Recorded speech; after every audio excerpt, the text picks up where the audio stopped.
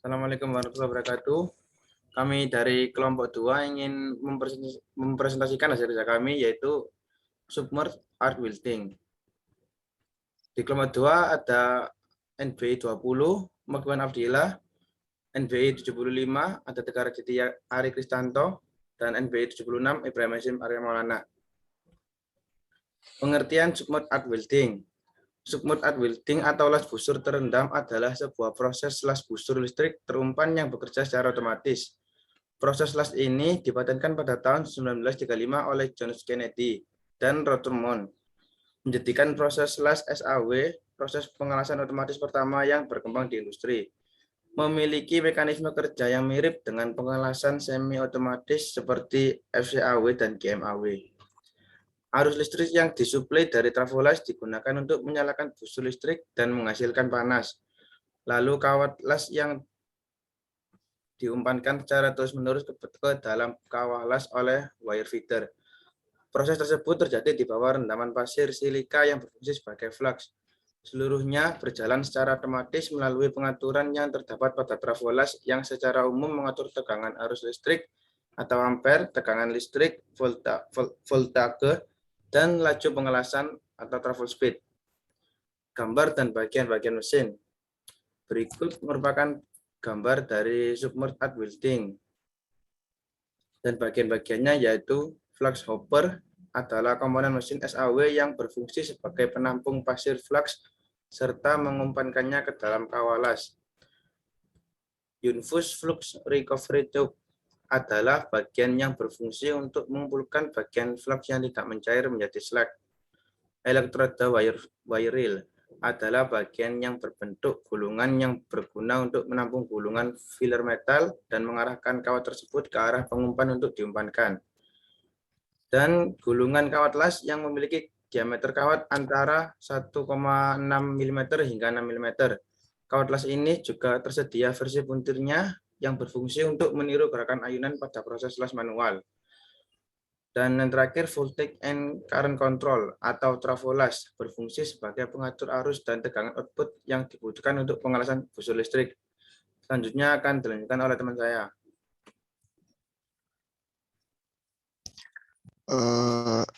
Prinsip kerja submerged arch welding. Pengelasan busur terendam submerged arch welding mengendalikan pengumpanan otomatis sebagai fungsi utamanya. Pengumpanan otomatis yang berjalan secara terus-menerus tidak hanya untuk filter metal saja, tetapi juga berlaku untuk flux. Sistem pengumpanan kawat las memiliki kemiripan dengan mesin las GMAW, sedangkan pengumpanan flux memiliki prinsip kerja yang jauh lebih sederhana dengan menggunakan gaya gravitasi. Ketika saklar running berada pada kondisi menyala, maka mesin akan bergerak sesuai dengan arah reel. Kawat las akan diumpankan secara terus-menerus ke arah jalur bersamaan dengan flux. Flux yang digunakan pada proses SAW merupakan flux khusus yang memiliki bentuk mirip pasir. Butiran-butiran flux ini terbuat dari bermacam-macam bahan dasar seperti batu gamping, silika, mangan, oksida, kalsium fluorida, dan lain-lain. Memiliki massa jenis ringan, lebih ringan dari logam yang mencair, sehingga ketika nyala busur telah terbentuk dan menghasilkan panas untuk mencairkan logam induk, logam pengisi, dan flak. Sebuah kawah las yang merupakan campuran dari lelehan bahan-bahan tersebut akan terbentuk. Volume flux yang tinggi menutupi kawah las membuat tidak semua pasir flux tersebut mencair. Bagian flux mencair akan membentuk slag yang berfungsi sebagai pelindung selama proses pengelasan layaknya flux pada pengelasan busur listrik terselubung atau SMAW. Gunungan pasir flux tersebut menutupi keseluruhan busur hingga tidak terlihat sama sekali dari permukaan. Peristiwa inilah yang menyebabkan proses las ini dinamakan proses las busur terendam. Next.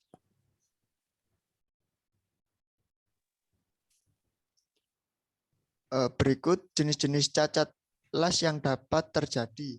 Seperti gambar di samping kiri itu ada retakan atau biasa disebut hot crack. Hot crack, retak panas, adalah sebuah retak pada pengelasan di mana retak itu terjadi setelah proses pengelasan selesai atau saat proses pemadatan logam lasan. Selanjutnya ada arc strike. Arc strike adalah cacat las yang diakibatkan menempelnya ujung kawat las ke daerah logam las atau base metal secara singkat.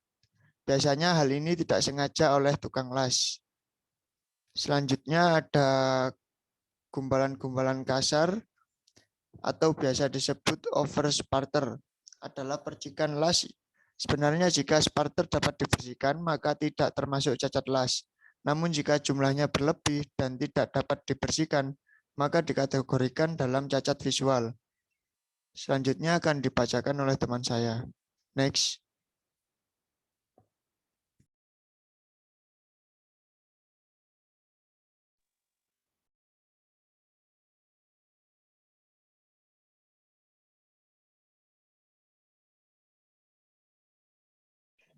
Kelebihan dan kekurangan submarket arch welding. Yang pertama yaitu kelebihan. Selain kemampuan penetrasi yang tinggi dan tingkat deposisi yang tinggi pula, pengelasan SAW masih memiliki keunggulan lainnya. Salah satunya adalah tidak memerlukan juru las yang ahli seperti pada proses pengelasan lainnya. Karena pengelasan SAW yang bersifat otomatis, maka pengelasan ini tidak membutuhkan juru las, melainkan operator las. Sehingga pengoperasian mesin las SAW secara tidak langsung lebih ekonomis dari pengelasan lainnya. Terus pengelasan otomatis juga memiliki tingkat keberhasilan lebih tinggi daripada pengelasan manual. Karena proses yang stabil dan tidak dipengaruhi oleh banyak variabel, maka hasil dari proses pengelasan akan lebih rapi dan seragam. Adapun dari kekurangannya yaitu untuk kekurangan dari pengelasan SAW sendiri lebih mengarah ke limitasi operasi mesin. Mesin las SAW hanya bisa digunakan untuk posisi pengelasan 1G, 1F, dan 2F. Dengan desain sambungan yang lurus dan panjang, pengelasan pada pipa dengan diameter besar juga masih memungkinkan menggunakan SAW dengan tipe mesin yang tidak biasa. Karena pengelasan yang dilakukan secara terus-menerus dan sambungan yang panjang, maka plat dengan ketebalan di bawah 10 mm tidak dianjurkan untuk dilas menggunakan proses ini. Hal ini dilakukan untuk mencegah masukkan panas yang tinggi. Panas yang tinggi tersebut dapat merusak logam induk. Next.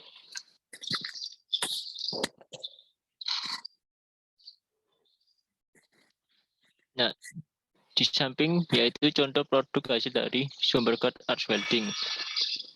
Karena batasan tersebut, aplikasi pengelasan SAW di dunia industri terbatas pada material-material tertentu. Saja seperti baja karbon jenis mild steel, baja karbon rendah. Industri yang paling banyak menggunakan pengelasan SAW adalah galangan kapal. Kebanyakan kapal memang terbuat dari material baja karbon, sehingga masih bisa dilas menggunakan SAW. Selain itu, pada kapal terutama di bagian dinding lambung kapal juga terdapat sambungan-sambungan yang lurus dan panjang. Sangat cocok dilas menggunakan SAW.